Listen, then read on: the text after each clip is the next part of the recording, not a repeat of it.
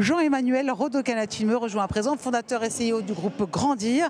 De natalité, il était question ce matin avec Julien Damon, on en a parlé. Et bien maintenant, on va aussi en parler avec Jean-Emmanuel Rodocanati, qui est le fondateur du groupe Grandir. Bonjour. Quel est l'impact de la baisse de la natalité sur votre activité? Ah, très bonne question. Elle diffère en fonction des pays. En France, vous en avez une vraie, puisqu'on est passé en quelques années d'1,8 enfants par femme à 1,6. Donc là, vous le ressentez dans les crèches, dans les écoles maternelles de plus en plus.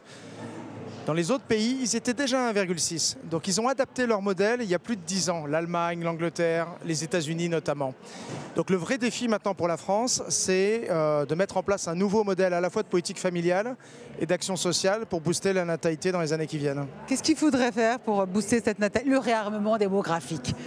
Alors, il y a plein d'idées. Il faut donner confiance à l'avenir aux jeunes familles qui veulent avoir des enfants. Ça passe par une politique du logement et probablement des incentives là-dessus.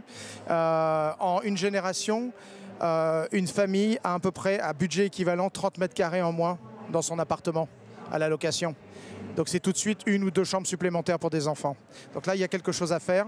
Il faut simplifier le modèle de tout ce qui est congés parentaux, allocations familiales, etc. Et tout recentrer vers les 2 premiers enfants. Non seulement le premier, mais le deuxième, pour justement incentiver la population à avoir au moins 2 enfants. Voilà, quelques pistes qui sont en cours de réflexion. Et comment on les fait grandir, ces enfants, avec les tutelles et les partenaires en France. Comment on les fait grandir, ces enfants, maintenant? On les fait grandir en crèche, à l'école maternelle, chez des assistantes maternelles. La France a probablement le système éducatif, ce qu'on appelle le early education, le plus qualitatif en Europe, contrairement à ce qu'on peut entendre parfois. Les diplômes exigés sont parmi les plus exigeants. La qualité pédagogique et éducative est vraiment au top. Donc, il faut avoir confiance dans ce modèle et il faut juste le consolider. Il n'y a pas un modèle que vous observez à l'étranger qui peut être inspirant pour nous, la France? C'est plein de petites idées à droite à gauche. Ce qu'on observe souvent, c'est qu'on a basculé d'un modèle classique qui était on va faire en sorte que les enfants abordent l'école dans les meilleures conditions en leur donnant les acquis pour qu'ensuite ils puissent apprendre à lire, à écrire, à compter, etc. Un modèle maintenant où il faut leur apprendre à avoir tous les atouts possibles dans la vie. Par exemple, chez le groupe Grandir, on a développé ce qu'on appelle les 5 C, les 5 compétences clés du 21e siècle. La communication, la collaboration, l'esprit critique, l'esprit citoyen et la communication. Et ces 5-là, c'est les soft skills. C'est ce qu'on n'apprend pas forcément à l'école, mais c'est essentiel pour que l'enfant gagne en confiance en lui, en estime de soi, etc.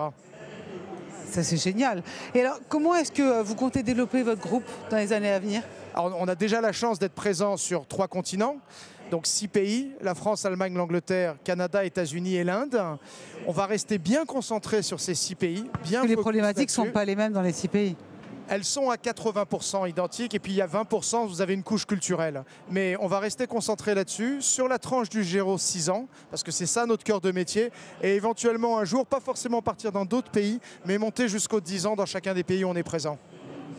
Merci beaucoup. Merci. Jean-Emmanuel Rodocanati, fondateur et CEO du groupe Grandir. Voilà une belle mission pour les années à venir.